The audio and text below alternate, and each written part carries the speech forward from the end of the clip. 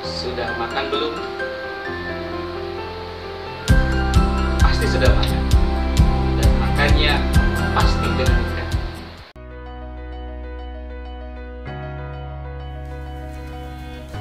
Tahukah bahwa ikan-ikan yang kita konsumsi di rumah merupakan hasil tangkapan dari kapal-kapal para nelayan dengan berbagai macam alat tangkap?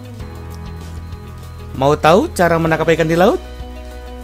Berikut kita akan pelajari mengenai melakukan penangkapan ikan dengan berbagai macam alat tangkap.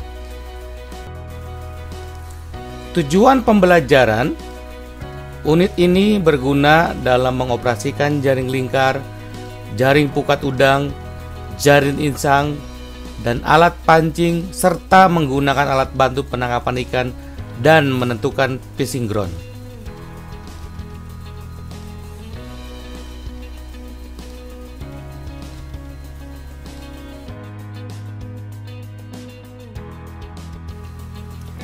Alat tangkap yang pertama adalah jaring lingkar. Alat ini merupakan jaring berbentuk 4 persegi panjang yang pengoperasiannya melingkari gerombolan ikan pelagis. Berikut adalah cara pengoperasian dari jaring lingkar.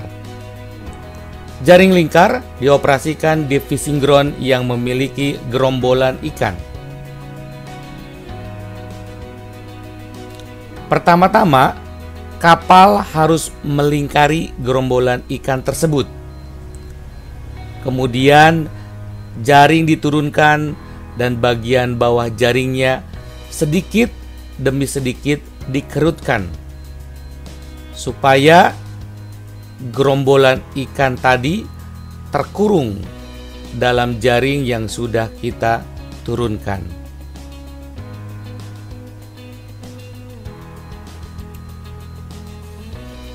Itulah prinsip dasar dari pengoperasian jaring lingkar atau sering disebut dengan purse seine.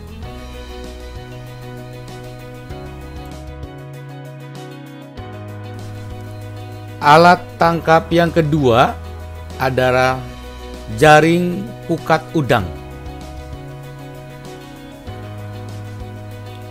Alat ini merupakan jaring pukat yang pengoperasiannya di dasar perairan dengan cara ditarik untuk menangkap ikan demersal. Berikut adalah cara pengoperasian dari jaring pukat. Pertama-tama, jaring pukat diturunkan ke dasar perairan.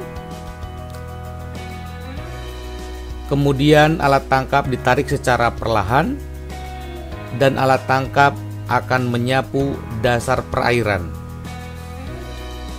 Adapun fishing ground dari jaring pukat ini adalah perairan yang berpasir lumpur atau berlumpur pasir. Alat tangkap ini memang dikenal dengan alat tangkap yang tidak ramah lingkungan karena bisa merusak karang-karang yang berada di dasar perairan.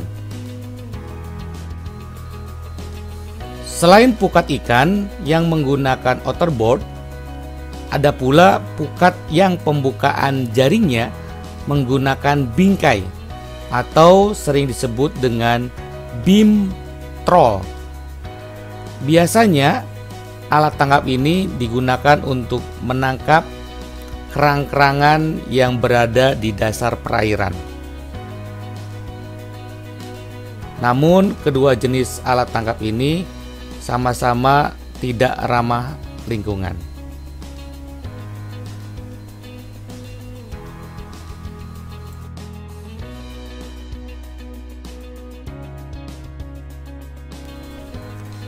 Alat tangkap yang ketiga adalah jaring insang atau gill net. Alat tangkap ini berbentuk 4 persegi panjang yang bersifat pasif, di mana ikan-ikan yang tertangkap menyangkut pada bagian insangnya. Berikut adalah cara pengoperasian dari jaring insang. Pertama-tama kita turunkan pelampung tanda, kemudian arah jaring kita posisikan untuk menghadang arah renang gerombolan ikan. Setelah jaring kita turunkan semuanya, maka kita tinggal tunggu beberapa jam sampai pada akhirnya ikan-ikan akan menyangkut di jaring yang kita turunkan. Inilah prinsip dasar dari jaring insang.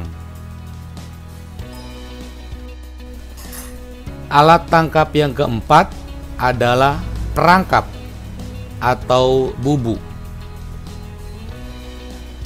Alat tangkap ini bersifat pasif, berupa jebakan, berbentuk kurungan tertutup sehingga ikan tidak mudah untuk keluar.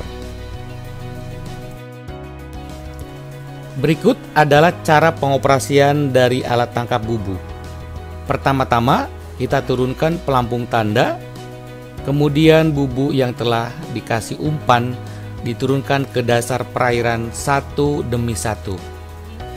Kita tunggu beberapa jam sampai pada akhirnya ikan-ikan atau kepiting atau udang masuk ke dalam bubu yang telah kita pasang.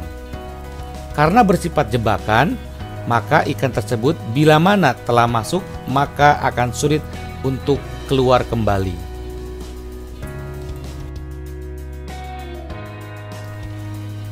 Alat tangkap yang kelima adalah pancing rawai. Alat tangkap ini bersifat pasif, berupa rangkaian sejumlah pancing yang dioperasikan sekaligus, yang terdiri dari rangkaian tali utama, tali pelampung, dan beberapa tali cabang.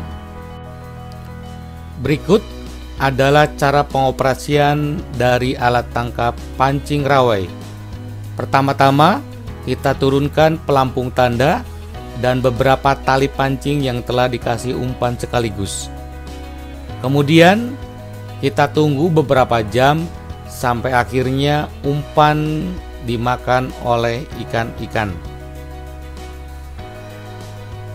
Kita lihat ikan-ikan telah memakan pancing yang telah kita kasih umpan.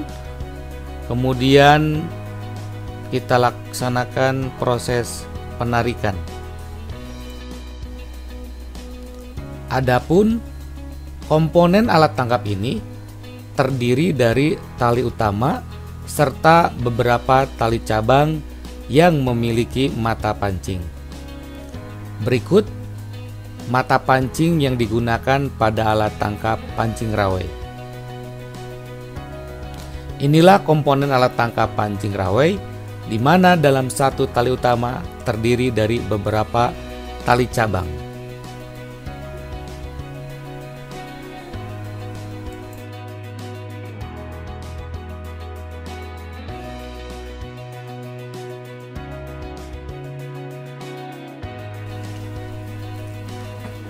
Alat tangkap yang keenam adalah pull and land. Alat tangkap ini biasa disebut dengan UHT, memiliki konstruksi terdiri dari joran, tali utama, tali sekunder, kail, umpan buatan dengan target utamanya adalah ikan cakalang. Demikianlah materi pembelajaran kali ini.